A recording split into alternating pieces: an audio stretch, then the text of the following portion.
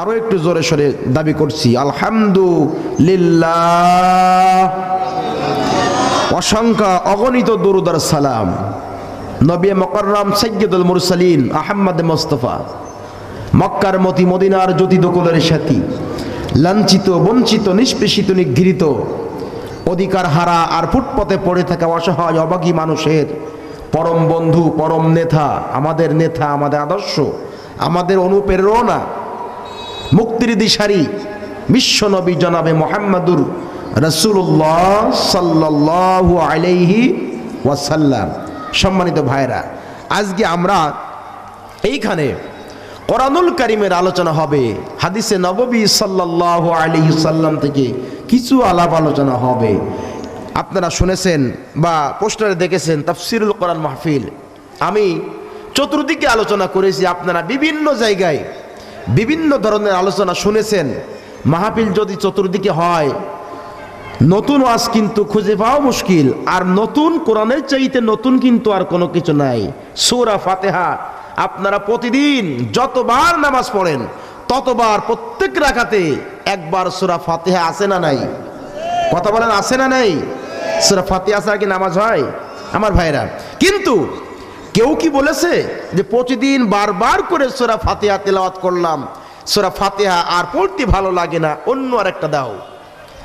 কারণ কোরআন হলো এমন একটা বিধান, জীবন্ত গ্রন্থ, জীবন্ত বিধান, যেটি যতই আপনি ধার দেবেন, যতবার আপনি তেলাওয়াত করবেন, পাঠ করবেন, যতবার আপনি পড়বেন, ততবার এর ভিতরে একটা নতুনত্বের ভাব পাওয়া যাবে। এই নতুনত্বের ভাব যিনি দেন তিনি কে? তিনি কে? 1400 বছর আগে নাজিল হওয়া কোরআন আজকে 21 শতাব্দীর বিজ্ঞানের এত নিত্য নতুন জয়যাত্রার মধ্যে বিজ্ঞান যেদিকে ধাবিত হয়েছে, বিজ্ঞানের আবিষ্কার যত বেড়েছে, কোরআনের থেকে জানা, কোরআনের থেকে গবেষণা লব্ধ সম্পদ বিজ্ঞান তত কানেকশন করেছে আমার ভাইয়েরা। এই জন্য এই কোরআন আপনি যে যুগে পড়বেন না কেন, সেই যুগের সাথে একটা আপডেট সম্পর্ক রাখে, সমসাময়িক ব্যাখ্যা করে কোরআন। প্রিয় ভাইরা, এই জন্য আমি আজকে গরম আলোচনা না, নরম আলোচনা করব। সেটা হলো যাতে মানুষেরা বুঝতে চায় যে ইহকাল এবং পরকাল কি জিনিস, আখিরাতের জীবনকে সামনে নিয়ে আমি সরাসরি কোরআন থেকে, হাদিস থেকে আলোচনা করব ইনশাআল্লাহ। বারাকাল্লাহু ফি হায়াতিহি সুবহানাকা লা ইলমা লানা ইল্লা মা আল্লামতানা ইন্নাকা আনতাল আলিমুল হাকিম। অর্থ হলো কোনো জ্ঞান নেই, কোনো কিছুই জানি না, ইল্লা মা আল্লামতানা, শুধুমাত্র মহান আল্লাহ রাব্বুল আলামিন যতটুকু জ্ঞানে ইলম দিয়েছেন তার বাইরে কথা বলার কোনো এখতিয়ার নেই। এই জন্য আমার কোনো আকর্ষণ নয়, আকর্ষণ হলো কোরআনের। আমার কথা আপনারা শুনবেন না, শুনবেন হলো মহান রব্বুল আলামিনের কথা। আসুন, আমি আজকে তেলাওয়াত করেছি সূরা নাবা। সূরা নাবা হলো নবী করিম সাল্লাল্লাহু আলাইহি সাল্লাম বলেন, সূরা নাবা এমন একটি সূরা, যদি কোনো মানুষ দুনিয়ার জীবন এবং আখিরাতের জীবন তথা পরকালের জীবন যদি জানতে চায়, তারা যেন সূরা নাবা, সূরা মুরসালা, সূরা নাজিয়া, সূরা তাকবীর তারা যদি তেলাওয়াত করে, তাহলে পরে তারা জীবিত থাকা অবস্থায় আদালতে আখিরাতের যে দৃশ্য প্রেক্ষাপট সেটা তারা সচক্ষে অবলোকন করলো। আমার ভাইয়ের, আসুন, যারা এখনো পর্যন্ত এই আলোচনাকে বাদ দিয়ে রাস্তাঘাটে ঘোরাঘুরি করছেন, আমি সেই সকল ভাইদেরকে দৃষ্টি আকর্ষণ করছি, আপনারা অযথা সময় নষ্ট না করে এই ময়দানের সামনেই, মঞ্চের সামনেই কিন্তু এখন অনেক ফাঁকা জায়গা, আপনারা ফাঁকা জায়গাটা পুরা করে বসবেন। আমার ভাইরা, আসুন আমি তেলাওয়াতকৃত আয়াতের বাংলা অনুবাদটুকু আমি আপনাদের শোনাই। নিশ্চয়ই এ মানবতার জন্য বিচারের একটা দিন আল্লাহ রাব্বুল আলামিনের পক্ষ থেকে নির্ধারিত হয়েই আছে। একটা দিন আছে না? আছে না? 2 নাম্বার হলো, যেদিন সিংগাই ফুৎকার দেওয়া হবে সেদিন তোমরা দলে দলে বেরিয়ে আসবে। আকাশ খুলে দেওয়া হবে, ফলে তা দরজা আর দরজায় পরিণত হবে। পাহাড়গুলিকে চালিয়ে দেওয়া হবে, ফলে পাহাড়গুলি মরীচিকায় পরিণত হবে। আমার তেলাওয়াতকৃত আয়াতের বাংলা অনুবাদ হলো এতটুকু, যে পৃথিবীতে আমরা আছি, এই পৃথিবী স্থায়ী নাকি অস্থায়ী? একটু জবান খুলে বলুন, স্থায়ী না অস্থায়ী? আমি আপনি স্থায়ী না অস্থায়ী? আমার জীবন তো 1 সেকেন্ড পরও শেষ হয়ে যেতে পারে, অথবা 60 বছর পরও শেষ হয়ে যেতে পারে, কিন্তু পৃথিবী, আমি চলে যাব, পৃথিবী যেমন আছে তেমন থাকবে, কিন্তু এই পৃথিবীটাও স্থায়ী নয়, পৃথিবীটা এক সময় অস্থায়ী হবে। কথা বলুন, কথা ঠিক নেবে ঠিক? স্থায়ী হলো আল্লাহ, স্থায়ী হলো আদালতে আখিরাত। সুতরাং আমি আর আপনি যারা মাতবারি করি, গাদ্দারি করি, বাহাদুরি করি, আমরা সবাই মরণশীল, অত্যন্ত ক্ষণস্থায়ী। এই পৃথিবী ছেড়ে আমাদের খুব অল্প সময়ের ভিতরে চলে যাওয়া লাগবে, ঠিক না বলুন? আমার ভাইয়েরা, আল্লাহ রাব্বুল আলামিন এই পৃথিবীর মধ্যে অসংখ্য ফেরেশতাকুল সৃষ্টি করেছেন। অসংখ্য অগণিত ফেরেশতা সৃষ্টি করার পরে সবচাইতে সম্মান দান করেছেন 4 জন ফেরেশতাকে। একজন হলো মালাকুল মাউত হযরত আজরাইল আলাইহিস সালাম। দুনিয়া শুরু থেকে আজ অবধি পর্যন্ত তথা কিয়ামত পর্যন্ত প্রত্যেকটা মানুষের জান কবজ করার জন্য, রূহ কবজ করার জন্য আমার আল্লাহর পক্ষ থেকে তিনি নির্ধারিত প্রত্যেকের জানটা কবজ করার জন্য ইসরাফিল আলাইহিস সালামের জন্য আল্লাহ নির্ধারিত কাজ রেখেছেন। আল্লাহ বলে, ইসরাফিল তুমি বসে থাকো, রেডি থাকো, দুনিয়ায় ধ্বংস করার জন্য কোন সময় আমি আল্লাহ তোমাকে নির্দেশনা দেব, ফরমান ইলাহি দেব, সেই সময় তোমার ফুৎকারে সমগ্র দুনিয়া বিধ্বস্ত হয়ে যাবে।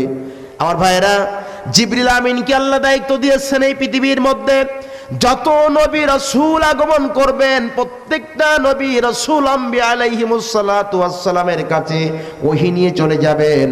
আমার ভাইরা, এই জন্য দৃষ্টি দেওয়ার জন্য আমার আল্লাহ আর একজন ফেরেশতাকে নির্ধারণ করে রেখেছেন। আমার ভাইরা, সম্মানিত 4 জন ফেরেশতা আল্লাহর পক্ষ থেকে নির্ধারিত। একজন ফেরেশতার কাজ হলো এই দুনিয়ার পরিসমাপ্তি যখন ঘটে যাবে তার মুখের একটা ফুৎকারের জন্য তিনি সদা সর্বদা প্রস্তুত রয়েছেন।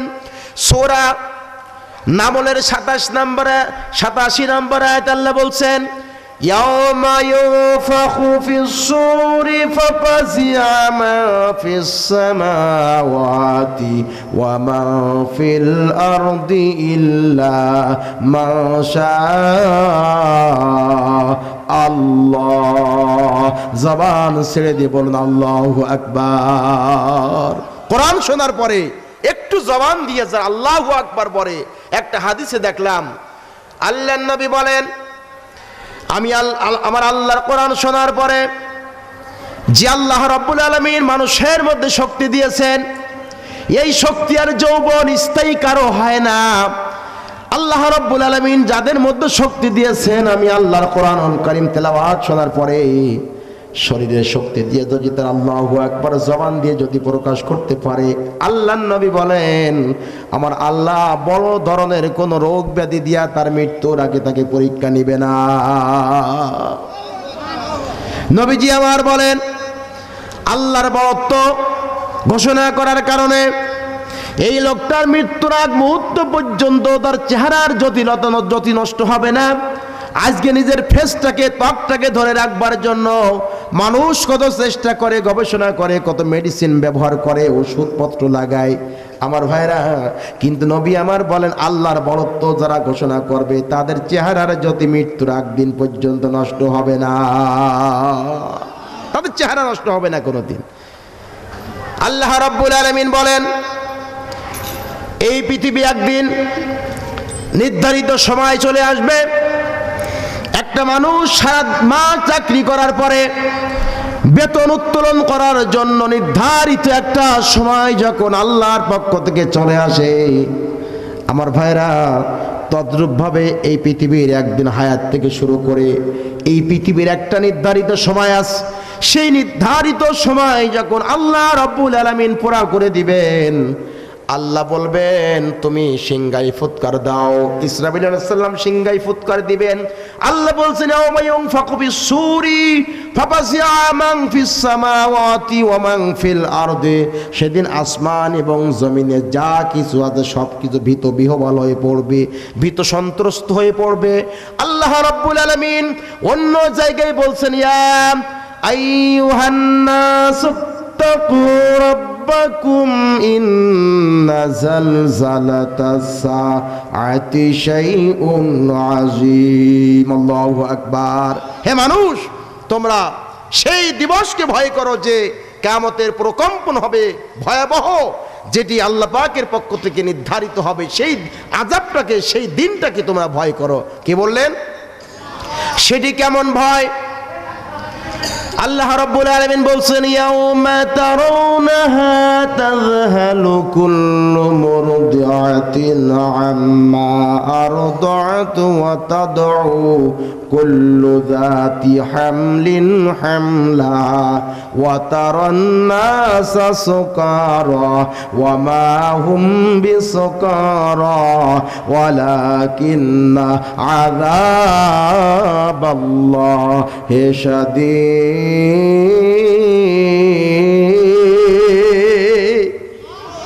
আল্লাহ রাব্বুল আলামিন বলছেন, মানুষেরা খেয়াল করো, ও নবী, তুমি যদি সেই সময়টা বেঁচে থাকতে, যদি তুমি সেই সময়টা দেখতে, একজন মানুষের গর্ভবতী অবস্থায় একজন মহিলা থাকবে, কিন্তু তার গর্ভপাত করানোর জন্য, ডেলিভারি করানোর জন্য, সন্তান প্রসব করানোর জন্য কেশবপুর মনিরামপুর কোনো ক্লিনিকে নেওয়া লাগবে না। এমন একটা বিকট আওয়াজ হতে থাকবে আমার ভাইয়ের, আমার বন্ধুর, আমার গর্ভবতী মহিলাদের অটোমেটিকভাবে তার গর্ভপাত হয়ে যাবে, বাচ্চা পড়ে যাবে, কিন্তু গর্ভবতী মহিলা জানতে পারবে না। অটোমেটিক্যাল ভাবে আমার কলিজার টুকরা ডেলিভারি হয়ে গেছে, বাচ্চা ডেলিভারি হয়ে পড়ে যাবে। মা এদিক ওদিক পালাতে থাকবে, ছুটতে থাকবে, হুশটুকু থাকবে না, সেন্সটুকু থাকবে না। আমার একটা বাচ্চা ডেলিভারি করে আমি সেখানে ফেলে রেখে আসছি। আল্লাহ রাব্বুল আলামিন বলছে, ও নবী, তুমি যদি সেই দিনটা দেখতে, তাহলে তুমি দেখতে গর্ভবতী মায়েরা বাচ্চাগুলো ফেলে এদিক ওদিক পালিয়ে চলে যাচ্ছে। যে বা মায়েরা তার কলিজার টুকরা বাচ্চাকে বুকের স্তন পান করাচ্ছে, এই বুকের স্তন পান করানো অবস্থায় তাকে ফেলে রেখে এদিক ওদিক পালিয়ে চলে যাচ্ছে। মানুষগুলা উন্মাদ হয়ে যাচ্ছে। ওয়াতারান নাসা সুকারা, কিন্তু তারা মাদক সেবনকারী হবে না, নেশাগ্রস্ত করে মাতাল হবে না। আল্লাহর আযাবের ভয়ে, এই ভূমিকম্পের আওয়াজের কারণে, বিকট আওয়াজের কারণে মানুষগুলা উন্মাদ হয়ে যাবে। ওয়াতারান নাসা সুকারা ওয়া মা হুম বিসুকারা ওয়ালাকিন্না আযাবাল্লাহি শাদীদ। আল্লাহ রাব্বুল আলামিন বলতে, সেদিন আমার আল্লাহর আযাব বড় কঠিন আযাব হবে। কথা বলুন ঠিক কিনা?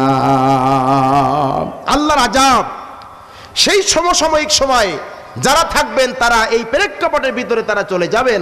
আমার ভাইয়েরা, বোধ হয় সেই সময় যারা ক্ষমতার মস্তদে যারা থাকবে, যারা প্রাইম মিনিস্টার থাকবে, যারা জাতিসংঘের মহাসচিব বা পরিচালনা সদস্য পরিষদ যারা থাকবে, তারা বোধ হয় এই সম্মুখীন হবেন না। হবে?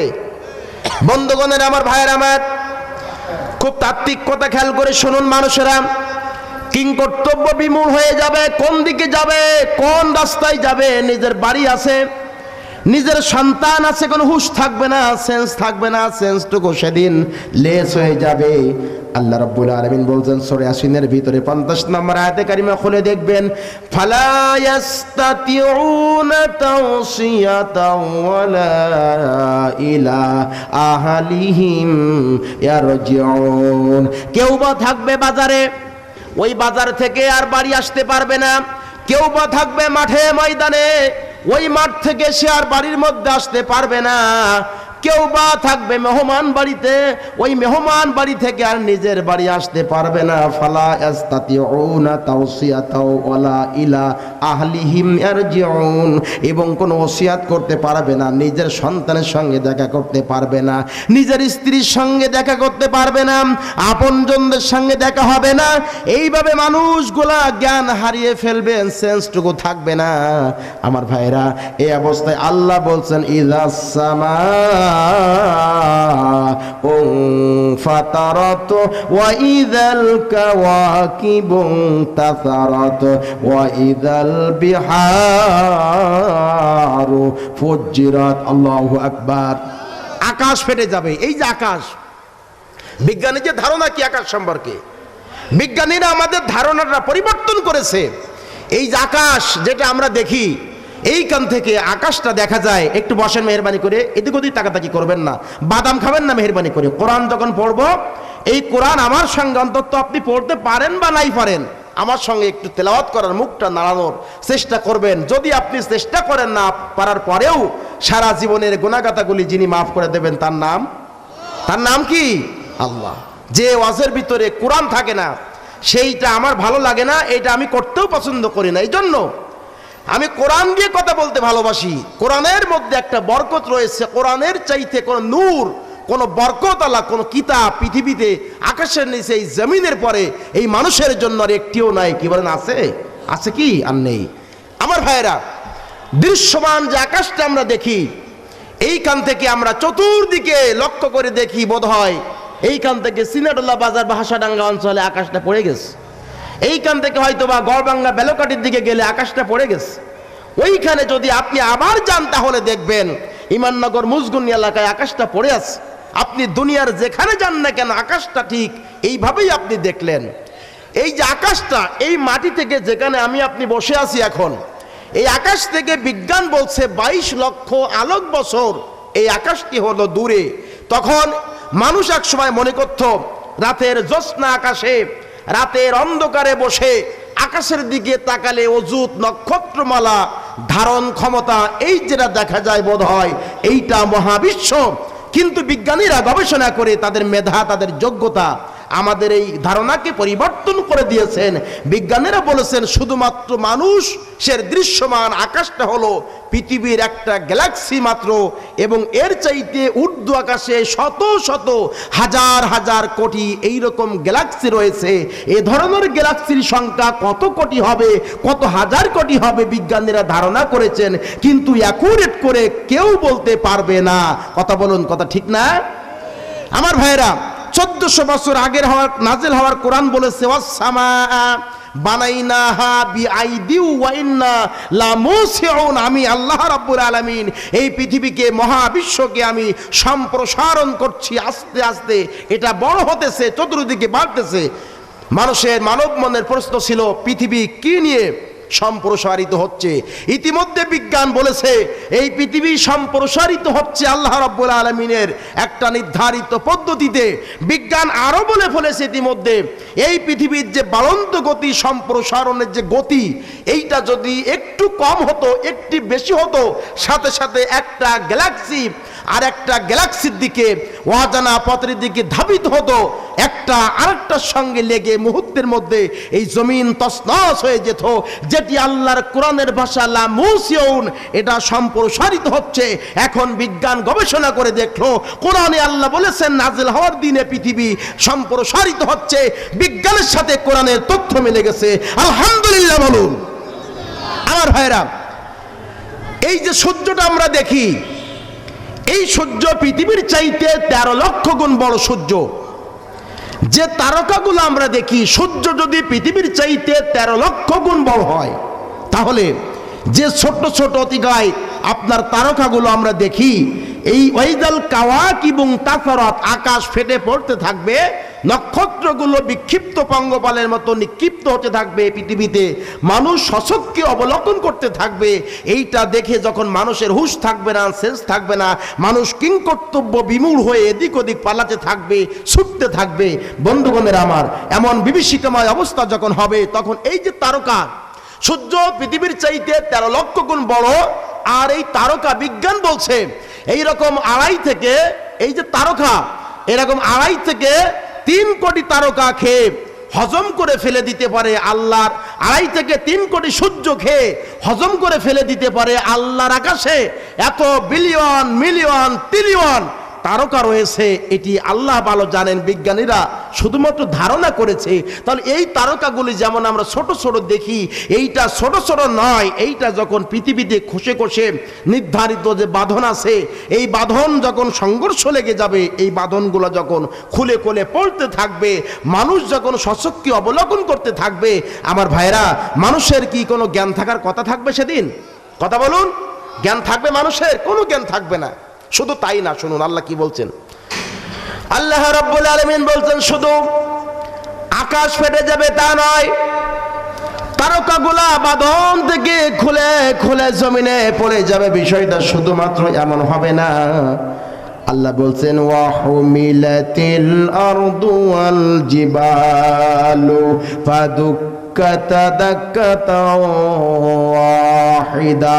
আল্লাহ রাব্বুল আলামিন বলছেন এই পাহাড়গুলোকে উঁচু করা হবে, পাহাড়গুলোকে উঁচু করে জমিনের সঙ্গে আছাড় দেওয়া হবে, ফলে পাহাড়গুলো তছনছ হয়ে যাবে। তোলা যেমন মহা শূন্যে ভাসতে থাকে, তোলার মতো পাহাড় ওজন স্তর হারিয়ে ফেলবে, পাহাড়গুলা আকাশের দিকে উঠে যাবে, তোলার মতো ওড়া শুরু করে দেবে। কোরআনুল কারীমের সূরা নাবার ভিতরে আল্লাহ বলছেন আল জিবাল আওতাদাম, এই পাহাড়গুলিকে আমি জমিনের পেরেক হিসাবে জমিনের মধ্যে গেড়ে দিলাম।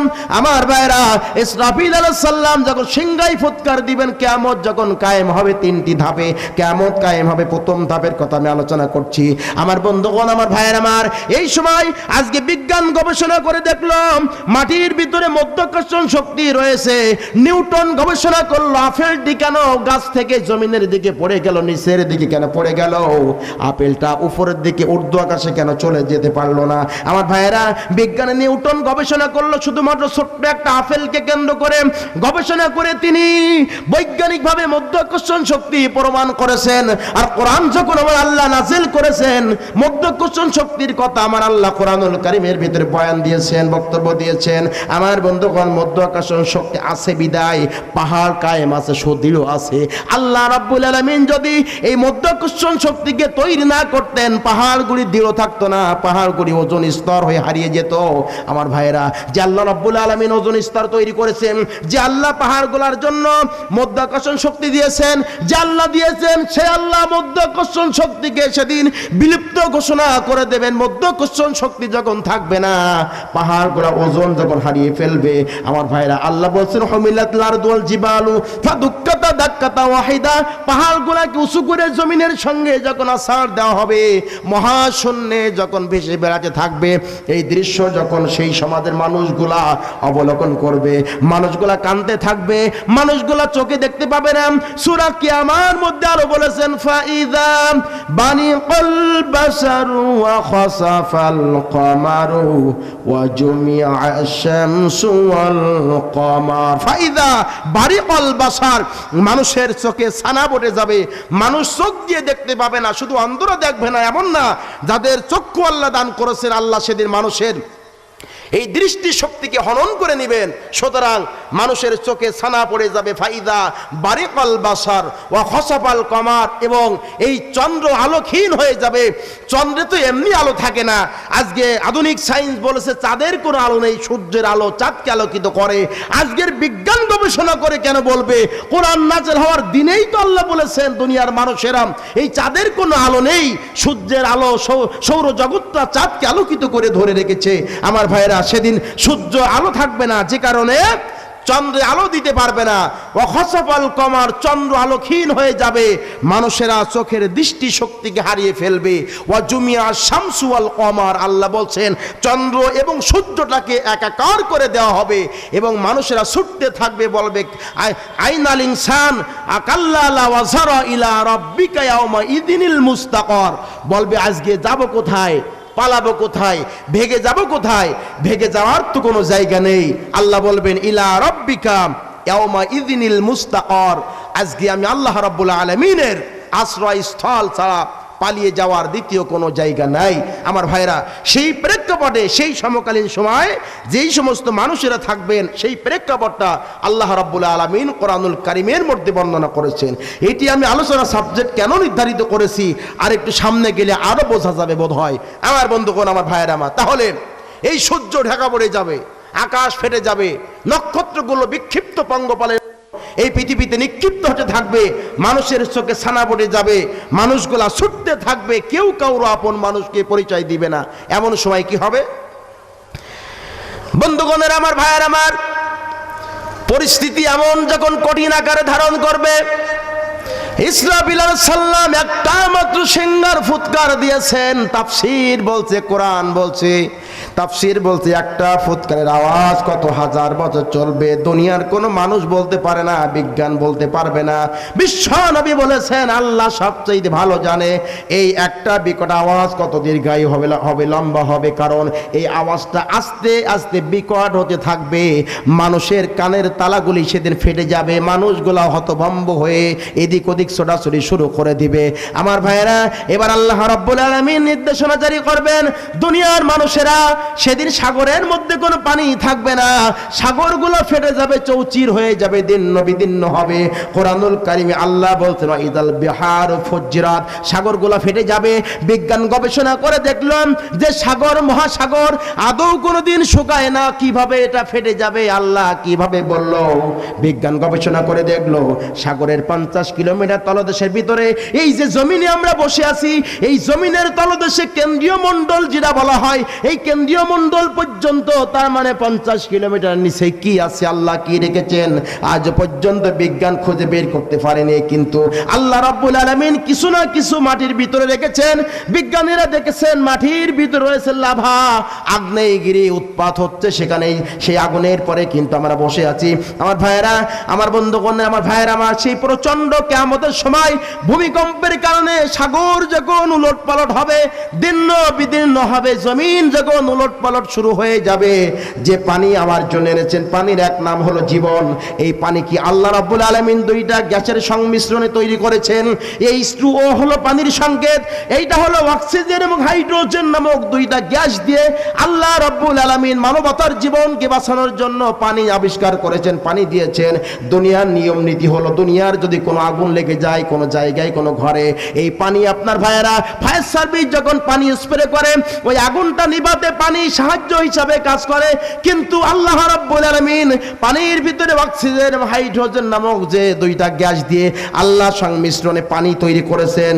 আমার ভাইয়েরা, সেদিন এটা দুইটার সম্পর্ক এক থাকবে না, ছেদ হয়ে যাবে। সেদিন হাইড্রোজেন গ্যাস নিজে জ্বলতে শুরু করে দেবে, দাহ পদার্থ, এবং অক্সিজেন গ্যাসটা জ্বলতে সাহায্য করবে। আমার ভাইয়েরা, সেই ভূমিকম্পের কারণে পানির সম্পর্ক পর্যন্ত যেদিন ফাটল ধরে যাবে, সেই পানি আগুন ধরে যাবে, পানির মধ্য থেকে আগুন জ্বালানোর কারণে অক্সিজেন যেদিন সাহায্য সহযোগিতা করবে, সেদিন সাগর নদী নালায় কোনো পানি থাকবে না। এমন বিভীষিকাময় পরিস্থিতি যখন হয়ে যাবে, আল্লাহ রাব্বুল আলামিন বলে দেবেন ইসরাফিল, এবার তুমি দ্বিতীয়বার সিংহায় ফুৎকার দাও। আমার ভাইয়েরা, সূরা জুমারের 68 নম্বর আয়াতে কারিমা দ্বারা দ্বিতীয় ফুৎকার সেখানে প্রমাণিত হয়েছে।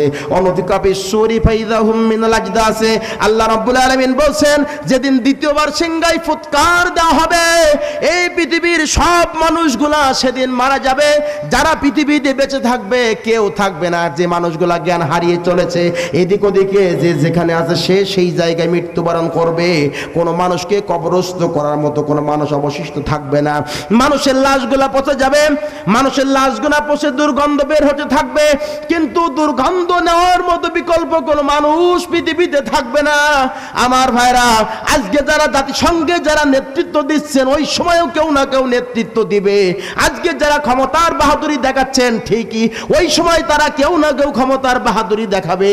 আজকে যারা মানুষকে মানুষ বলতে চায় না, ওই সময় কিছু মানুষ মানুষকে মানুষ বলতে চাবে না। যারা নিজেদের ক্ষমতার বড়াই যারা দেখাবে, আল্লাহ রাব্বুল আলামিন সবাইকে সমান ধরাশায়ী করে ফেলবেন, কেউ সেদিন বাঁচতে পারবে না। প্রত্যেকটা মানুষ পড়ে থাকবে, কবরস্থ করার মতন দ্বিতীয় কোনো মানুষ অবশিষ্ট থাকবে না। এমন পরিস্থিতি, পরিবেশ, একটু নিজের বিবেকের কাছে প্রশ্ন করুন তো, সেই সময় অবস্থাটা কত ভীতিকর পরিবেশ সৃষ্টি হবে।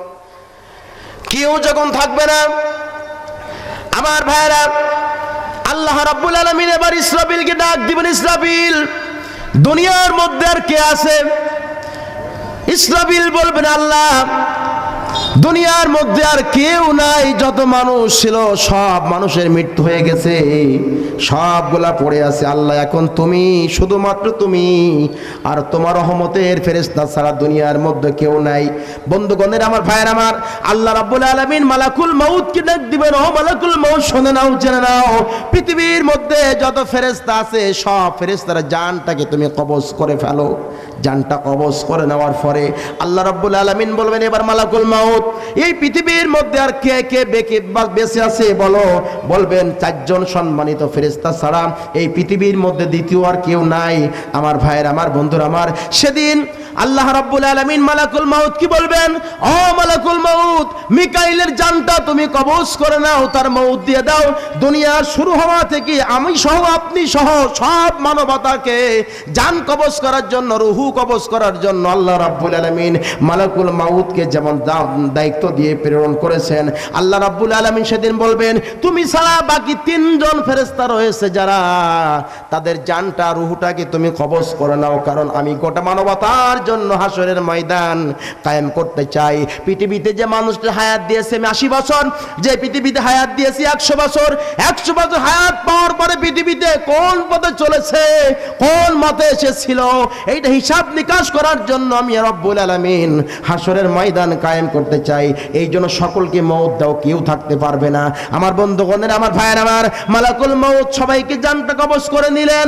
এবার আল্লাহ রাব্বুল আলামিন জিজ্ঞাসা করলেন আর কে বাকি আছেন? মালাকুল মউত বলল আল্লাহ কোনো ফেরেশতারা নাই, আরো সম্মানিত 3 জন ফেরেশতার জানটা কবজ করা হয়ে গেছে, এখন শুধু আমি আর আল্লাহ মহিয়ান গরিয়ান সর্বশক্তিমান আল্লাহ, শুধুমাত্র আপনি আর আমি ছাড়া পৃথিবীতে একটা মাখলুকাত পর্যন্ত বেঁচে নাই।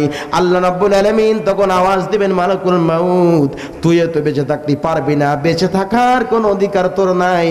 তুই দুনিয়া শুরু থেকে আজ পর্যন্ত যত মানুষের জানটা যে কায়দায় কবজ করেছো, তোমার নিজের জানটা তুমি আজকে নিজেই কবজ করে নাও। আল্লাহ রাব্বুল আলামিন বলবেন সেদিন মুতুয়া মালাকুল মাউত, মালাকুল মাউত তুই মারা যা। মালাকুল মাউত সেদিন বলল আল্লাহ আমি যদি আগেই জানতে পারতাম দুনিয়ার সব মানুষের জানটা কবজ করার পরে আমার নিজের জানটা আমার নিজেকে কবজ করতে হবে, তাহলে পরে এই দায়িত্ব আমি নিতে যেতাম না। দায়িত্ব না নেওয়ার জন্য আমি আল্লাহর কাছে, আপনার কাছে আশ্রয় প্রার্থনা করতাম। আমার ভাইরা, আল্লাহ রাব্বুল আলামিন সেদিন বলবেন কুল্লু মান আলাইহা ফানিউ ওয়া ইয়াবকা ওয়াজহু রাব্বিকা যুল জালালি ওয়াল ইকরাম। আল্লাহু আকবার বলো। আমার ভাইরা, আল্লাহ বলেন কুল্লু মান আলাইহা ফান, আজকে সব শেষ, কেউ নেই।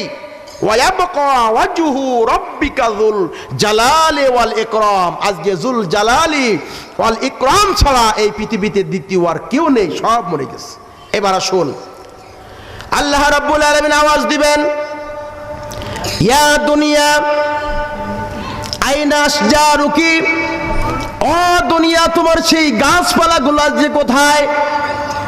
আইনা দুনিয়া জিবালুকি, দুনিয়া তোমার সেই পাহাড়গুলা কোথায়? দুনিয়ার স্বৈরাচারীরা কোথায়? যারা মানুষের উপর অত্যাচার করত, যারা মানুষের প্রতি জুলুম করত, যারা মানুষের সম্পদগুলো নিয়ে সিনেমিনি খেলতো, যারা রাস্তাঘাটে মানুষের সম্পদ লুট করার জন্য কুয়াশার ভিতরে যারা বেঁচে থাকতো, ডিজিটাল কায়দায় যারা মানুষের কাছ থেকে ছিনতাই করত, চুরি করত, যারা মানুষের প্রতি আক্রমণ করত, মিথ্যা মামলা যারা দিত, সেই মানুষগুলো আজকে দুনিয়াতে আছে নাকি? দুনিয়ার কোনো জবাব নাই, আসমানের কোনো জবাব নাই, জমিনের কোনো জবাব নাই, কারণ আসমানও থাকবে না, জমিনও থাকবে না, আল্লাহর সঙ্গে কথা বলার মতন দ্বিতীয় আর কেউ সেদিন থাকবে না। কথা বলুন ঠিক কি না? প্রিয় ভাইরা, একটু বলুন তো, ভাবুন তো, আমরা কি সেই সময় হাজির হব কিনা? কথা বলুন, আমরা কি পালিয়ে কোথাও যেতে পারবো কি? পালিয়ে যাওয়ার কোনো জায়গা সেদিন থাকবে না। আপনি দুনিয়াতে যাই থাকুন না কেন, ব্যারিস্টার থাকুক না কেন, শিক্ষক থাকুন না কেন, প্রাইম মিনিস্টার থাকুক না কেন, সবার জন্য সেদিন বিচার ব্যবস্থাপনা আল্লাহ রাব্বুল আলামিনের পক্ষ থেকে পক্ষপাতিত্ব করা হবে না, নিরপেক্ষতার আলোকে আল্লাহ সেদিন বিচার করবেন। কথা ঠিক না বেঠিক? ওয়াইদাল কুবুর বুসিরাত, এবার কিয়ামতের দ্বিতীয় পর্যায়ে আল্লাহ বলছেন কবরগুলোকে খুঁড়ে ফেলা হবে। এই পৃথিবীর মধ্যে আপনি যাকে আগুন দিয়ে শ্মশানের মধ্য দিয়ে আসলেন, সেও সেদিন উঠতে থাকবে। ওয়াইদাল কুবুর বুসিরাত, কবরগুলো খুঁড়ে ফেলা হবে। সাগরের মধ্যে যিনি পড়ে মারা গেলেন তিনি উঠবেন, যিনি আগুনের ভিতরে পড়ে মারা গেলেন তিনি উঠবেন, মাছে জাগে খেয়েছে তিনি উঠবেন। সেদিন আল্লাহ রাব্বুল আলামিনের বিচারালয় থেকে পালিয়ে যাওয়ার মতো কারোর হিম্মত থাকবে না। মানুষেরা সেদিন হাসরের ময়দানে উঠতে থাকবে। গোটা মানবতার জীবনের প্রত্যেকটা প্রত্যেকটা মুহূর্তের হিসাব নিকাশ যিনি নিবেন সেই মহান সত্তার নাম কি? চিৎকার দিয়ে বলুন, মহান সত্তার নাম কি?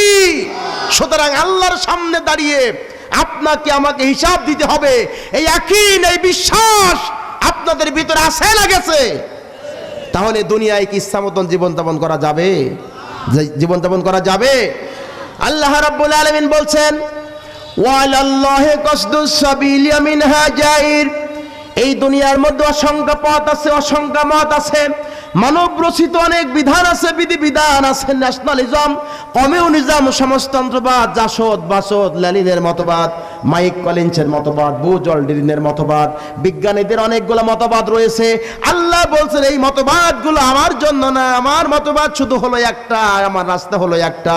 ওয়ালাল্লাহি কসদুস সাবিল মিনহা জাইর ওয়ালাউ শা আল্লাহু লাহাদাকুম আজমাইন।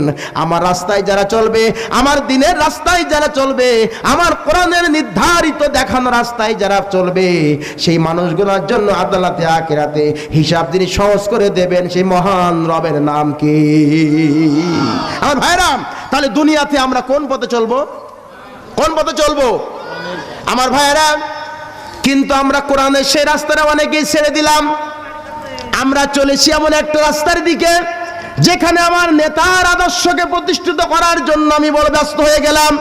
আমার ভাইরা, আমি দুনিয়ার মধ্যে এমন একজন নেতার পিছনে ছুটে চলে গেলাম, 2 দিন পর্যন্ত তার সঙ্গে থাকলাম। আমার নেতা এক ওয়াক্ত নামাজের কথা আমারে বললো না, নামাজের দাওয়াত আমার দিল না।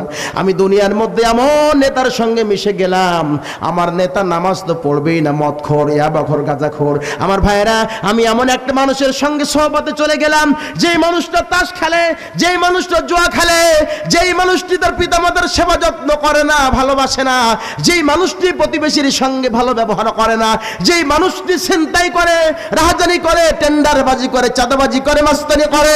আমার ভাইরা, এবং অনেকের সন্তান দেখবেন আছে নিজের বাবার পরিচয় দেয়, কথা বলবা না, আমার বাবা এই সমাজের একজন বড় মাস্তান। আমার ভাইয়ের, আমার বন্ধুরা আমার, এই জন্য সব পথকে ছেড়ে দিয়ে এমন একটা রাস্তায় আমাদেরকে ঐক্যবদ্ধ হতে হবে, যেইটা ঐক্যবদ্ধর নাম হলো কোরআন। আল্লাহ রাব্বুল আলামিন বলছেন, ওয়াতাসিমু বিহাবলিল্লাহি জামিআন ওয়ালা তাফাররাকু। আল্লাহু আকবার। হে মানুষ, তোমরা ঐক্যবদ্ধ থাকো। ওয়াতাসিমু বিহাবলিল্লাহি জামিআ, তোমরা ঐক্যবদ্ধ থাকো, কখনো মতপার্থক্য করো না, দলাদলি করো না।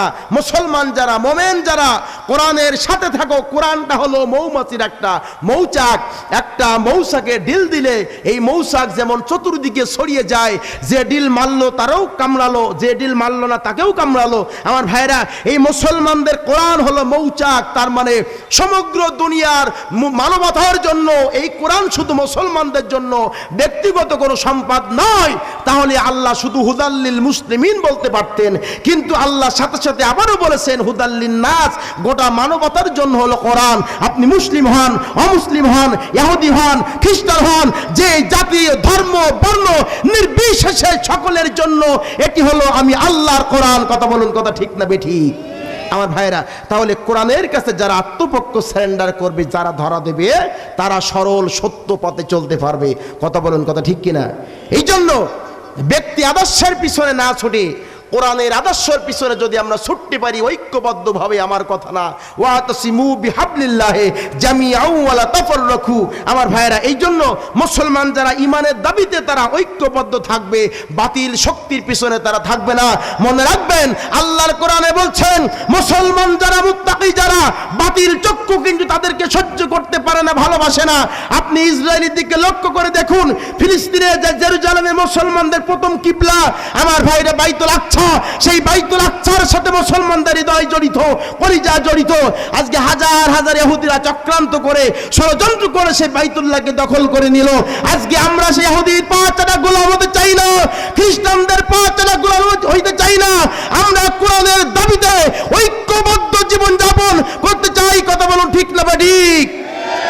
আমার ভাইরা, মনোক্ষুণ্ণ হবেন না, ইহুদিরা পৃথিবীর থেকে নিশ্চিহ্ন হবে। রাসূল বলেছেন, নবীজির ভবিষ্যৎবাণী, ইহুদিরা যদি আস্তে আস্তে তাদের সন্তানদের মাধ্যমে জেরুজালেমকে যদি তারা দখল করে নিতে থাকে, আল্লাহ রাসূলের ভবিষ্যৎ হাদিসের ভিতরে আমি পড়ে দেখলাম, নবীজি বলেছেন পৃথিবীর থেকে ইহুদিরা আজ হোক কাল হোক তারা একদিন নিশ্চিহ্ন হয়ে যাবে, তারা স্থায়ী হতে পারবে না। আমার ভাইরা, আজকে ইহুদিরা এই পৃথিবীর মধ্যে এত শৃঙ্খল জাতি, এই জন্য অ্যাডলফ হিটলার বলেছিলেন, আমি এককভাবে 60 লক্ষ ইহুদিদেরকে হত্যা করে গেলাম। আমার ইহুদিদের হত্যা করার পরে আমি কিছু বাঁচাই রেখে গেলাম, যাতে পৃথিবীতে গোটা মানবতা বুঝতে পারে যে হিটলার যেটা করেছিল এটি তার সঠিক সিদ্ধান্ত ছিল। ইহুদিরা হাজার হাজার নবী রাসূলদেরকে পর্যন্ত হত্যা করেছে, শুধু সাধারণ মানুষ না, এমনকি ঈসা আলাইহিস সালামকে হত্যা করেছেন মর্মে তারা উল্লাস করে নেচেছিল এবং বলেছিল কাতাল্লাল মাসিহা ঈসা ইবনে মারইয়াম, আমরা এইমাত্র ঈসা ইবনে মারইয়াম ঈসা আলাইহিস সালামকে হত্যা করে আসলাম। আমার ভাইরা, হাজারো নবী রাসূলদেরকে হত্যা করেছেন, শুধু হত্যা করে নাই, হত্যা করার পরে তাকে কবরস্থ করার পরে বুখারীর বর্ণনা হাদিসে আমি দেখলাম যে তাদের কবরের পরে তারা ঘর তৈরি করে, গৃহ নির্মাণ করে এবং তাদের কবরের করে তারা বাথরুম পর্যন্ত করেছে। এইভাবে পৃথিবীতে ইহুদিরা এত শৃঙ্খলা বিশৃঙ্খল একটি জাতি। সুতরাং আল্লাহ বলেছেন ঈমানের দাবিতে যারা বলিয়ান ইহুদি এবং নাসারা, তার মানে বাতিল মতবাদ, আল্লাহর প্রতি অবিশ্বাস বিশ্বাস এবং আস্থায় যারা বিশ্বাসী না মোমেন, তাদের সঙ্গে বন্ধুত্ব করবে না। এ কথা কার? এ কথা কার? আমার কথা শোনার দরকার নেই, কথা কার? আমার ভাইরা, এবার আসুন, হাসরের ময়দান কায়েম হয়ে যাবে।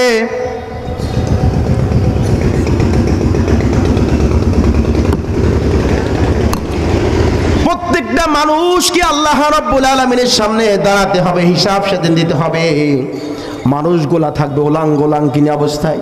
উম্মুল মুমিনিন আয়েশা সিদ্দিকা রাদিয়াল্লাহু তাআলা আনহা বলছেন, ইয়া রাসূলুল্লাহ, ইয়া হাবিবাল্লাহ, আমারও কি এক অবস্থা হবে? রাসূল বললেন, আয়েশা তোমারও ঠিক একই অবস্থা হবে। আয়েশা বললেন, রাসূলুল্লাহ, মানুষেরা কি আমার দিকে সেদিন তাকাবে না? নবী বললেন, আয়েশা তোমার দিকে তাকানো পর্যন্ত সুযোগটুকু সেদিন পাবে না। সূর্য যখন মাথার পরে যখন নেমে আসবেন, আল্লাহ রাব্বুল আলামিন বলবেন, লিমানিল মুলকুল ইয়াউমা লিল্লাহিল ওয়াহিদিল কাহার। আজকে কে আছো আমার সঙ্গে তোমরা কথা বলতে চাও? আল্লাহ রাব্বুল আলামিন কাহার নাম ধারণ করে যখন গোটা মানবতাকে হিসাব করবেন, নিকাশ করবেন, আমার ভাই বিচার যখন শুরু হয়ে যাবে, আল্লাহ রাব্বুল আলামিন কোরআনুল কারীমের মাধ্যমে আমাদেরকে শিক্ষা দিচ্ছে, শোনো দুনিয়ার মানুষেরা, হাসরের ময়দানে তোমাদের হিসাব নিকাশ কেমন হবে, কোন পন্থায় হবে, প্রত্যেকটা জীবনের হিসাব সেদিন দিতে হবে। আল্লাহ বলছেন, ইন্নাস সামআ ওয়াল বাসারা ওয়াল ফুআদা কুল্লু উলাইকা কানা আনহু মাসউলা। আল্লাহু আকবার। ইন্না সামা, সামা মানে কি? শ্রবণ শক্তি। এই কান দিয়েছেন কে? জবান ছেড়ে বলুন, কান কে দিয়েছেন? আল্লাহ বলেছেন, ইন্না সামা, মানুষেরা এই শ্রবণ শক্তি সম্পর্কে তোমাদের জিজ্ঞাসা করা হবে। কানে যে শোনে না, আমরা তার কালা বলি, কানে শোনে না, এই লোকটার কাছে আপনি যতই কথা বলুন, এই বেচারা কত কষ্টে আছে, লোকেরা তার সাথে কথাই বলতে চায় না, যে যতই কথা বলি চাচা কিন্তু কানে শুনতে পাবে না। আমার ভাইরা, এই যে কান আল্লাহ দিয়েছেন, এই কানের হিসাব আল্লাহর কাছে দিতে হবে, দিতে হবে না?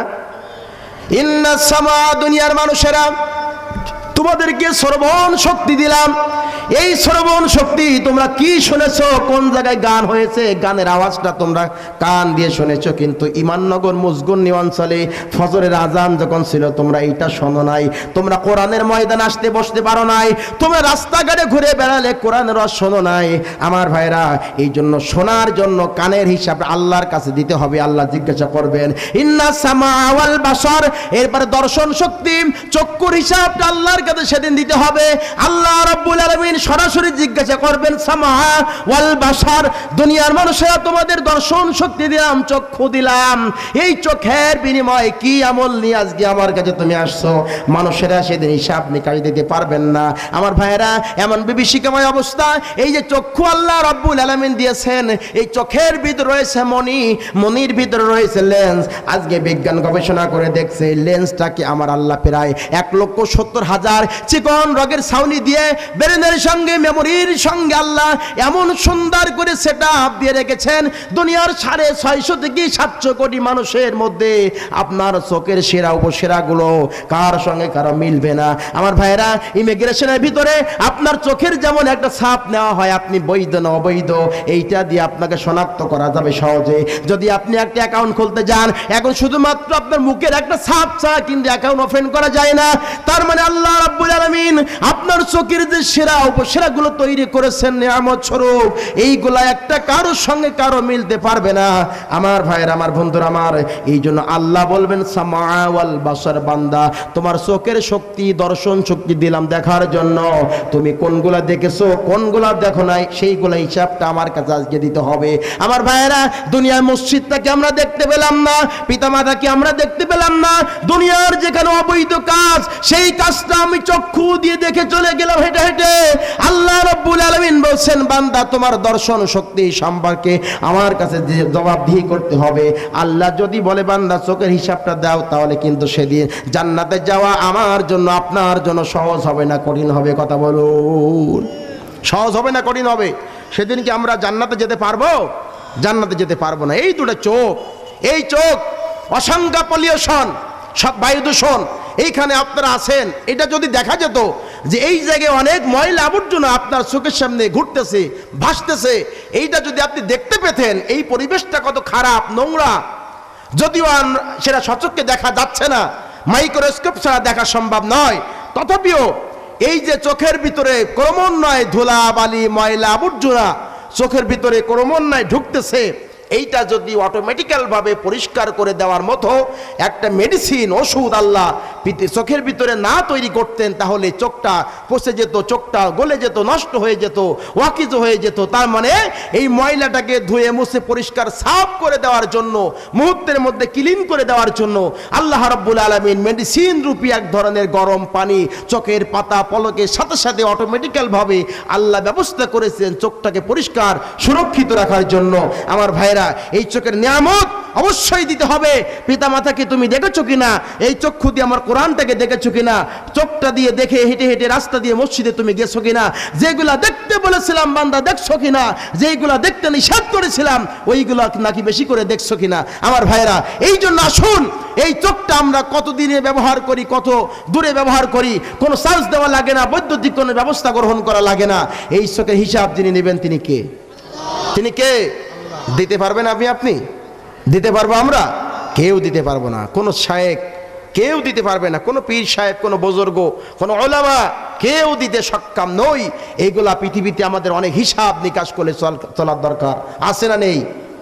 3 নম্বরে আল্লাহ বলছেন সামা ওয়াল বাসার ওয়াল ফুআদা কুল্লু উলাইকা কানা আনহু মাসউলা।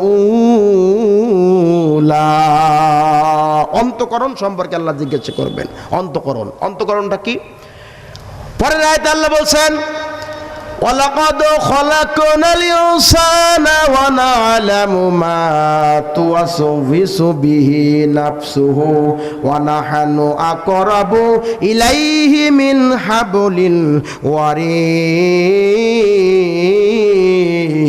চিৎকার দিয়ে বলুন আল্লাহু আকবার।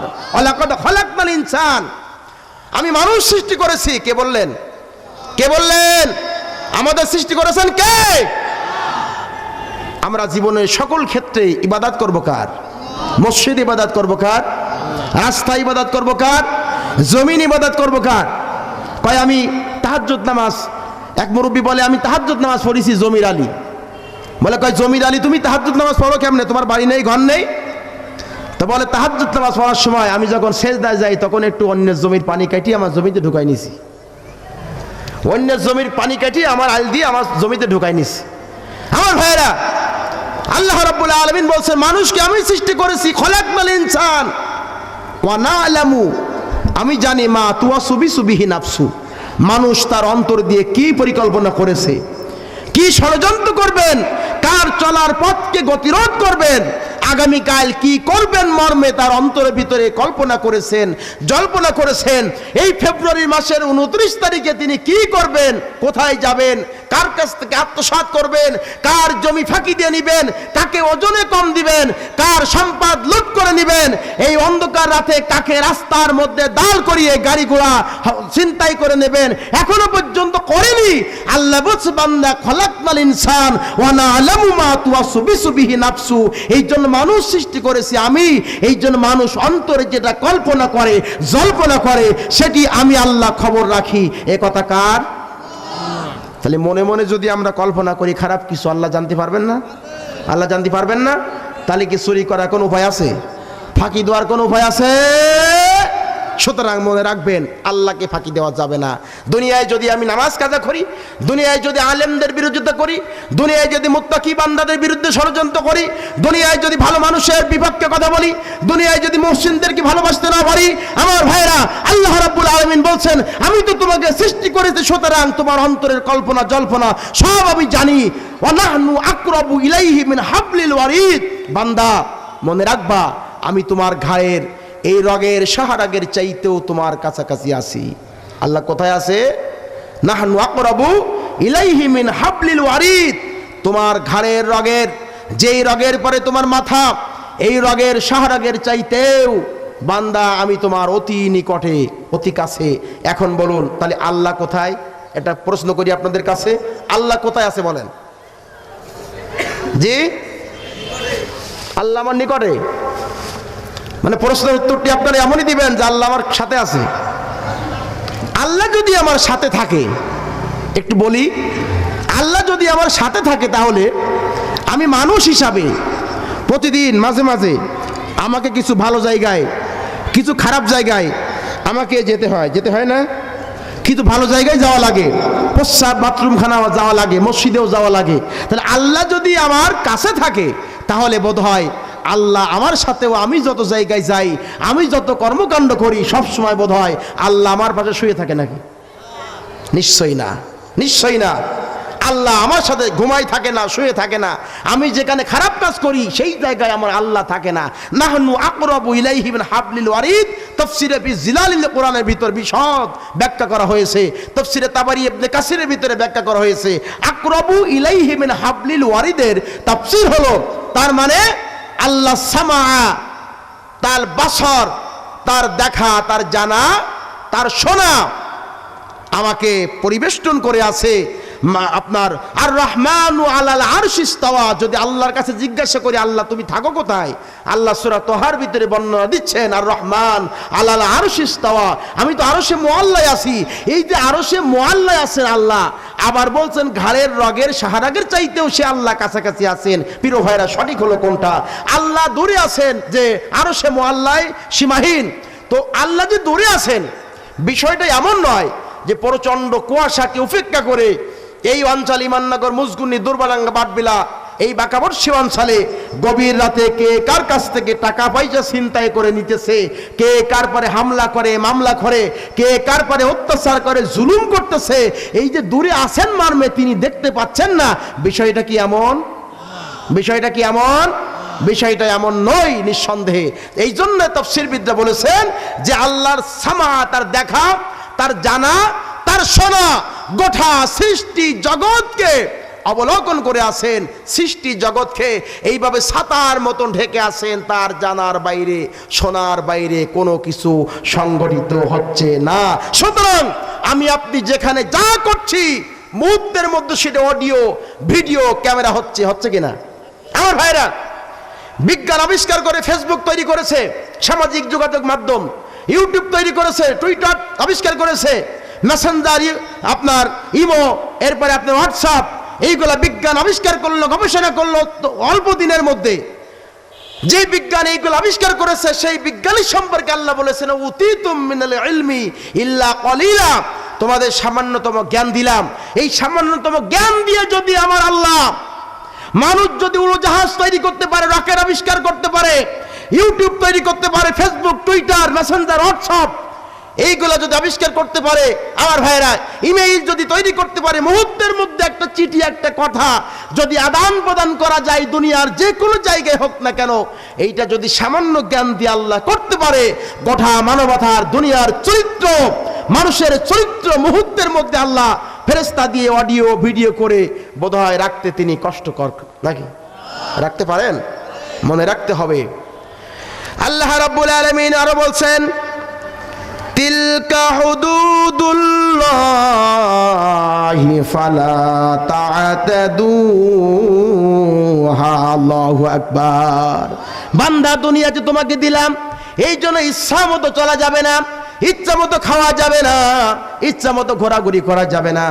দুনিয়ায় চলার জন্য মুমিনের জন্য একটা সীমার, একটা বর্ডার আছে আমার ভাইয়েরা। পুলিশ যদি কোন আসামিকে ধরে নিয়ে চলে যায়, কোন আসামিকে যদি পুলিশ ধরে নিয়ে চলে যায়, ইচ্ছায় হোক অনিচ্ছায় হোক, সেই পুলিশের কথা মতো কিন্তু আসামিকে চলতে হয় আমার ভাইয়েরা।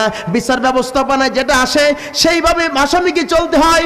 সেইখানে যেমন আপনি আত্মপক্ষ সমর্পণ করেছেন, একজন মুসলিম আল্লাহর কাছে যদি আত্মসমর্পণ করে, পুলিশের সামনে আত্মপক্ষ সমর্পণ করার কারণে ইচ্ছা মতো যদি জীবন যাপন করা না যায়, একজন মোমেন দুনিয়ার মধ্যে আল্লাহর কাছে আত্মসমর্পণ করার প্রেক্ষাপটের কারণে সেই মানুষটি কখনো ইচ্ছা মতো অর্থনীতি করতে পারবে না, ইচ্ছা মতো সমাজনীতি করতে পারবে না, ইচ্ছা মতো রাজনীতি করতে পারবে না, ইচ্ছা মতো চলাফেরা করতে পারবে না, ইচ্ছা মতো মনে যা চাই তাই করতে পারবে না। আল্লাহ বলেছেন, বান্দা, নির্ধারিত বর্ডার ক্রস করা যাবে না। কথা বলুন ঠিক কিনা? ট্রাফিক সিগন্যাল খুলনা সোনাডাঙ্গার ভিতরে দেখবেন ট্রাফিক সিগন্যাল। আমি গত 2 বছর আগে বাগেরহাট থেকে, পিরোজপুর থেকে মাহফিল করে আমি খুলনা একেবারে ব্রিজ থেকে নেমে ভিতর দিয়ে আসতেছি। ড্রাইভার হলো এই কেশবপুরেরই মানুষ। আমরা একসঙ্গে আসতেছি মাহফিল শেষে, আমরা প্রাইভেটের ভিতরে 3 জন। এর ভিতরে গাড়ির ভিতরে আমি ঘুমাই গেছি। আমি বুঝতে পারিনি ড্রাইভার ওখানে ভিতরে দাঁড়ায় আছে, গ্যাস নেবে, এই জন্য ভিতরে ঢুকেছে আমার ভাইরা। তো আমি ঘুম থেকে জেগে দেখলাম যে আপনি এখানে দাঁড়িয়ে আছেন কেন? আমরা তো ইচ্ছা করলে সামনের দিকে যেতে পারতাম, ইচ্ছা করলে আমরা সামনের দিকে যেতে পারতাম, আপনি দাঁড়িয়ে কেন? তা বলছে, ওই দেখেন ট্রাফিক সিগন্যালে লাল বাতি, ট্রাফিক সিগন্যালে লাল বাতি। তো আমি তো জানতাম না এটা। আমি বললাম, ট্রাফিক সিগন্যালে লাল বাতি, এখানে কোনো ট্রাফিক নেই, আমরা ইচ্ছা করলে যেতেই পারতাম। তো বলছে, হুজুর বিষয়টা তো সহজ নয়। ট্রাফিক সিগন্যালকে যদি আমি ক্রস করে চলে যাই, তাহলে অটোমেটিকভাবে সিসি ক্যামেরায় উঠে যাবে যশোরের এত নম্বর গাড়ি ট্রাফিক সিগন্যাল অমান্য করে এই রাস্তা ক্রস করে চলে গেছে, ট্রাফিক সিগন্যালকে প্রত্যাখ্যান করেনি, প্রত্যাখ্যান করে চলে গেছে আমার ভাইয়েরা। তাহলে পরে কি হবে? আগামীকাল আমার এত নম্বর গাড়ির নামে মামলা দায়ের করা হবে। তো আমি চিন্তা করলাম, এই আয়াতটার কথা ভেবে দেখলাম, আল্লাহ বলেছেন, তিলকা হুদুদুল্লাহ, এটা আমার সীমানা, বান্দা এই সীমানা ক্রস করা যাবে না দুনিয়াতে। তাহলে আল্লাহর ট্রাফিক নাই, শুধুমাত্র ট্রাফিক সিগন্যাল, সিসি ক্যামেরার ভয়ে সে যদি রাত 2:30-3টার দিকে ওখানে স্থির হয়ে দাঁড়িয়ে থাকতে পারে, তাহলে পরে সে আল্লাহ রাব্বুল আলামিন তার সেই ক্যামেরা, আমার সকল কর্মকাণ্ড তিনি পর্যবেক্ষণ করছেন, তিনি ধারণ করছেন। আদালতে আখেরাতে আমরা ধরা পড়ে যাব না? কথা বলেন, যাব না আমার ভাইরা? পাশাপাশি জিকরগাছে একটা কলেজে সিসি ক্যামেরা। একজন শিক্ষকের সামনে আমার সাথে কথা হলো। শিক্ষক আমাকে বলছেন, আমার কলেজের একটা মেয়ের ব্যাগ থেকে একটা ছেলে কিছু টাকা চুরি করেছে। এই কামটা মাঝে মাঝে হয়, এই কামটা মাঝে মাঝে ঘটে, কিন্তু ধরা যায় না। কিন্তু ক্লাসে সিসি ক্যামেরা ফিট করার পরে ওই মেয়েটার ব্যাগ থেকে চেন টেনে যেই আবার টাকা ছিনিয়ে নিল, টাকা চুরি করে নিল, ঠিকই ক্যামেরায় যখন ধরা পড়েছে, তখন অফিস থেকে প্রিন্সিপাল মহোদয়, যিনি সিসি ক্যামেরার নিয়ন্ত্রক, উনি নিয়ন্ত্রণ করে দেখলেন যে কোন ছেলেটা অমুক মেয়েটার ব্যাগ থেকে চেন খুলে টাকা বের করে নিল। সাথে সাথে সেটা দেখা যাচ্ছে, ছেলেটা দরজার থেকে আসলো, ভেতরে আসলো, মেয়েটার ব্যাগে হাত দিল, চেন নিল, টাকা নিয়ে মাত্র বের হয়ে চলে যাচ্ছে আমার ভাইয়েরা। এই দৃশ্য দেখার পরে ছেলেটা অস্বীকার করলো, কোনো কিছু না বলে স্যার বললেন যে আমি তার বাবাকে ডাকলাম, বাবাকে ডাকার পরে জিজ্ঞাসা করা হলো যে আপনার ছেলে এই কামটা করেছে। সেই ছেলের বাবা রাগান্বিত হয়ে বলছে, আমার ছেলে কখনো এই কাম করতে পারে না, আমি জন্মদাতা বাবা হয়ে বলে দিলাম আমার ছেলে এই কাজের সাথে কোনোদিন সম্পৃক্ত নয়, আমি বিশ্বাস করতে পারিনি। যদি বলা হলো আপনি যদি সচক্ষে দেখেন, দুচোখে দেখতে পান, যদি আমরা দেখাতে পারি তাহলে কি আপনি মানতে পারবেন? বলে হ্যাঁ স্যার দেখান তো। সিসি ক্যামেরা ওপেন করা হলো এবং দেখলেন আমার সন্তান অমুকে মেয়ের ব্যাগের চেনটা খুলে টাকা বের করে নিয়ে চলে যাচ্ছে। এই বাবাটা দুচোখের পানি ছেড়ে দিয়ে কাঁদতেছে। স্যার বললেন কাঁদতেছে, চোখ দিয়ে অজস্র ধারায় পানি পড়তেছে। আরে আমি আমার এই সন্তান লালন পালন করেছি, যেই সন্তানের প্রতি আমার অবিশাল বিশ্বাস এবং আস্থাবান সন্তান আমি মনে করতাম, কিন্তু আমার সন্তান এই কাজটা করেছে। দুনিয়ার সিসি ক্যামেরায় যদি বাবা লজ্জিত হতে পারে তার সন্তানের টাকা চুরি করার একটা সামান্য অপরাধ নিয়ে, সেই আদালতে আখেরাতে সেই ক্যামেরা আল্লাহ রাব্বুল আলামিন ওপেন করে দেবেন, এটা বোধহয় কঠিন হবে নাকি? কথা বলুন আমার ভাইরা। এবার আল্লাহ রাব্বুল আলামিন আরো বলছেন, ফামান ইয়ামাল মিসকালা যাররাতিন খায়রান ইয়ারা ওয়া মান ইয়ামাল মিসকালা যাররাতিন শাররান ইয়ারা। আল্লাহু আকবার। এই পৃথিবীতে যদি আপনি একটা অনুপরিমাণ ভালো কাজ করেন, সরিষার দানা পরিমাণ, সেটিও আপনি আদালতে আখিরাতে দেখবেন। যদি আপনি সরিষার দানা পরিমাণ একটা খারাপ কাজ করেন, সেটিও আল্লাহ আদালতে আখিরাতে আপনাকে দেখানো হবে।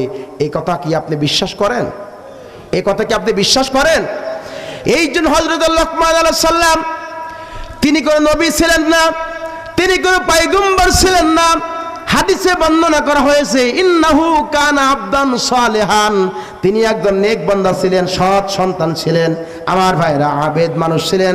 আল্লাহ রাব্বুল আলামিন তার সন্তানদেরকে, লোকমান আলাইহিস সালাম সন্তানদেরকে সামনে ডাকলেন। আমার ভাইরা সন্তানগুলাকে বললেন, বাবা আমার সামনে বসো, আমি বাবা তোমাদেরকে ওসিয়াত দেব, কিছু উপদেশ আমি করে যেতে চাই। আল্লাহ রাব্বুল আলামিন সেই ওসিয়াতগুলো, উপদেশগুলো শুনলেন। আল্লাহর কাছে আদর্শ জাতি গঠন করার জন্য আল্লাহর কাছে এত চমৎকার বলে মনে হয়েছিল সেই লোকমান আলাইহিস সালামের উপদেশগুলো, ওসিয়াতগুলো আল্লাহ রাব্বুল আলামিন লোকমানের নামে কোরআনুল কারীমের মধ্যে একটা সূরাকে কোট করে দিলেন। শুধু সূরাগুলা না, সূরা না, আল্লাহ রাব্বুল আলামিন লোকমান আলাইহিস সালামের 9টা ওসিয়াত সন্তানের জন্য কোরআন শরীফের ভিতরে কোট করে দিয়েছেন। বলুন সুবহানাল্লাহ। তার ভিতরে অন্যতম হলো, ইয়া বুনাইয়া ইন্নাহা ইয়ানতাকু মিসকাল হাববাতিন মিন খারদালিন ফাতাকুন ফি সাখরাতিন আও ফিস সামাওয়াতি আও ফিল আরদি ইয়াতি বিহাল্লাহ ইন্নাল্লাহা লাতীফুন খবীর। আল্লাহু আকবার। সন্তানকে বলে, বাবা আমার সামনে বসো। ইয়া বুনাইয়া ইন্নাহা ইয়ানতাকু মিসকাল হাববাতিন মিন খারদালিন, এই পৃথিবীতে তুমি যদি একটা সরিষার দানা পরিমাণ অথবা ওর চাইতে ছোট কোনো অন্যায় করো, যদি অপরাধমূলক কোনো কাজের সঙ্গে তুমি জড়িত হও, সেটা যদি পাথরের ভিতরে চাপা পড়ে যায়, অথবা আও ফিস সামাওয়াতি আও ফিল আরদি ইয়াতি বিহাল্লাহ, জমিনের ভূগর্ভের ভিতরে যদি চাপা পড়ে থাকে, তাহলে সেই ছোট্ট অন্যায় এবং অপরাধটিও আদালতে আখেরাতে আল্লাহ রাব্বুল আলামিন সেটি তোমার সঙ্গে উপস্থিত করবেন। আমার ভাইরা, আমরা আমাদের সন্তানগুলাকে আদর্শ মানুষ বানাতে চাই। আজকে মাদ্রাসার ময়দানে মাহফিল, সন্তানগুলো আদর্শ এমনি হয় না, এলেম থাকতে হয় সন্তানদের ভিতরে। সন্তানদেরকে ছেলে হোক মেয়ে হোক, আল্লাহর দিনের জ্ঞান, দিনের সহিহ সাল্লাম, নবী না রাসূল না, একজন নেক বান্দা সন্তানকে ডেকে ওসিয়াত করলেন। আল্লাহর কাছে এত বড় ভালো লেগেছে, ভালো লাগার কারণে আল্লাহ রাব্বুল আলামিন সেই কথাগুলো 9টা উপদেশ কোরআনুল কারীমের মধ্যে কোট করে দিলেন। আমি আরো কয়েকটা উপদেশ একটু বলতে চাই। আমার ভাইরা, তিনি ডাকলেন, ইয়া বুনাইয়া ইন্নাহা ইয়ানতাকু মিসকাল হাববাতিন মিন খারদালিন ফাতাকুন ফি সাখরাতিন আও ফিস সামাওয়াতি আও ফিল আরদি ইয়াতি বিহাল্লাহ ইন্নাল্লাহা লাতীফুন খবীর। এরপর ইয়া বুনাইয়া আকিমিস সালাতা, হে আমার সন্তান খবরদার নামাজ ছেড়ে দিও না কোনোদিন। ইয়া বুনাইয়া আকিমিস সালাতা, নামাজ ছেড়ে দিও না কোনোদিন। আকিমিস সালাতা ওয়া আমুর বিল মারুফ, আর তুমি সৎ কাজের আদেশ দিতে থাকো। ওয়ানহা আনিল মুনকার, আর মানুষেরা যেন খারাপ কাম সমাজে করতে না পারে, খারাপ কাজ থেকে মানবতাকে দূরে রাখার জন্য সেই আন্দোলন তুমি পৃথিবীতে করতে থাকবা। আমরা আমাদের সন্তানদেরকে কোনোদিন বলতে পেরেছি কিনা, বাবা তুমি কি জোহরের নামাজ পড়েছো, তুমি কি আসরের নামাজটা আদায় করেছো? হে বাবা তুমি কি খারাপ কাজ করেছো না ভালো কাজ করেছো? আজকে কয়টা খারাপ কাজ করেছো, কয়টা ভালো কাম করেছো? আমি বাবা, আমাকে একটু শোনাও। আমরা কি সন্তানদেরকে কোনোদিন বলতে পেরেছি সৎ কাজের আদেশ এবং অসৎ কাজের নিষেধ করবা? লোকমান আলাইহিস সালাম সন্তানকে এই ওসিয়াতগুলো করেছেন, উপদেশগুলো করেছেন। এরপরে আল্লাহ রাব্বুল আলামিন বলছেন, ওয়ালা তুসাইর খাদ্দাকালিন আকিমিস ওয়ামুর বিল মারুফ ওয়া নাহি আনিল মুনকার। এরপর একটা কি জানো, অসবির আলাম আসাবাক। এরপর আল্লাহ বলছেন এই তিনটা কাজ করতে লোকমান আলাইহিস সালাম সন্তানদেরকে যে এই আয়াতে তিনটে উপদেশ দিলেন, এই তিনটে উপদেশ করতে হলে অসবির, ধৈর্যের সাথে মোকাবেলা করতে হবে, আলাম আসাবাক। কারণ সৎ কাজের আদেশ যখন সে করতে যাবে, অসৎ কাজের নিষেধ যখন সে করতে যাবে, তারপরে অত্যাচার হবে, জুলুম হবে। তার মানে এই জায়গায় যারা গানের আয়োজন করবে, প্যান্ডেল যারা করবে, সেই সমাজের এমন কিছু প্রতিপত্তিশালী মানুষ, এই সমাজে এমন কিছু ক্ষমতাবান মানুষ, যেই মানুষের সামনে আমার মতো মসজিদের ইমাম, আমার মতো ওয়াইস, আপনার মতো ইমানদার মানুষ তাদেরকে নিষেধ করতে পারবেন না। নিষেধ করলে আপনার বিরুদ্ধে অভিযোগ হবে, দায়ের করা হবে।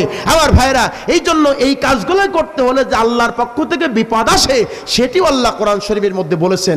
এই জন্য আসুন আমরা আমাদের সন্তানদেরকে আদর্শ সন্তান হব। সন্তান যদি আদর্শ হয়, বাবা হবে আদর্শ, আদর্শ বাবার আদর্শ সন্তান পৃথিবীতে হবে। আমার ভাইরা, লোকমান আলাইহিস সালামের বাকি আরো 6টা ওসিয়াত এই পরপর সূরা লোকমানের ভিতরে আছে, আপনারা পড়বেন। আমি ওদিকে যাচ্ছি না, আজকে এই কথাগুলো লাইনচ্যুতভাবে আমি কথাগুলো আপনাদেরকে বললাম। আমার ভাইরা,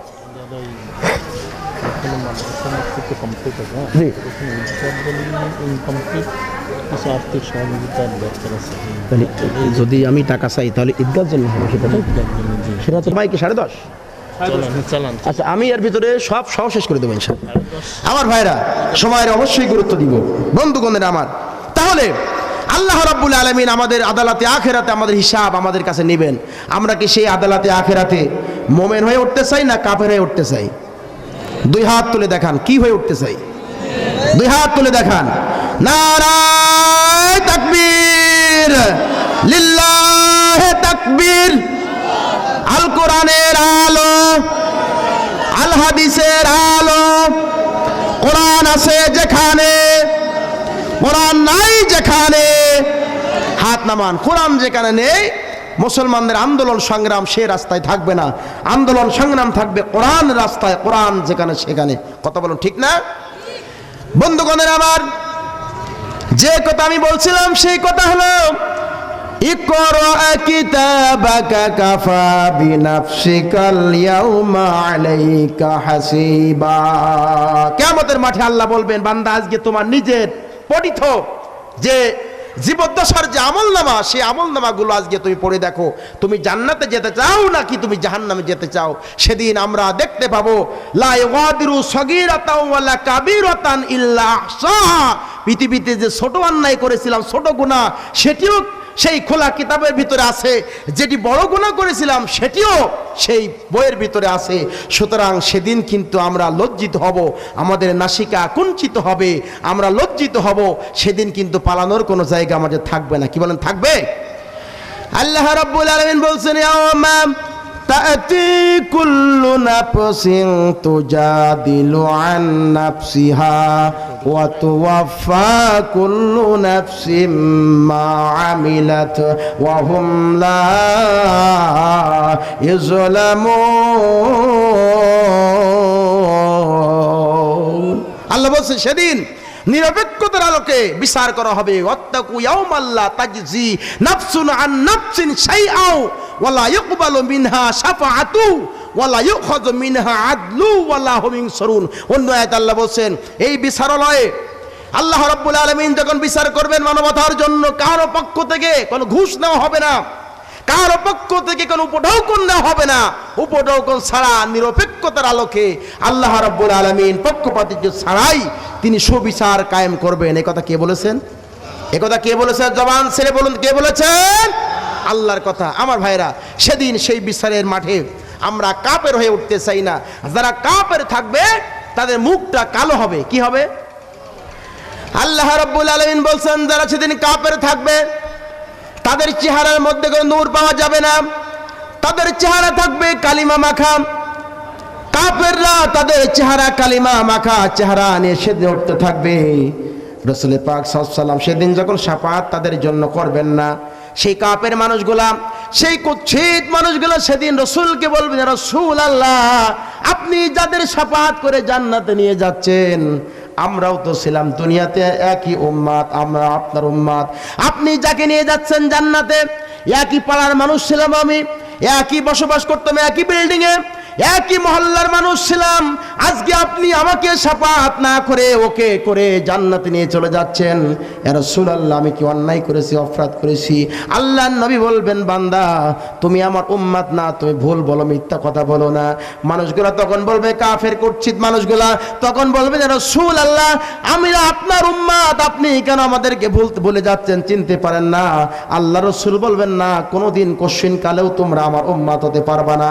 ওই দিকে নজর করে দেখো, আমার যারা উম্মাত তাদের মুখের দিকে নজর করে দেখো, মুখের দিকে নূর চমকাচ্ছে, নূর চমকাচ্ছে, হাতের দিকে নূর, পায়ের দিকে নূর, তার মানে পুজুর পানি যেখানে স্পর্শ করেছে লেগেছে সেই জায়গা গুলা নূরে ঝলমাল ঝলমাল করতেছে। আমার ভাইয়েরা, আমার বন্ধুরা আমার, সেদিন নবীজির শাফাআত কিন্তু মিলবে না।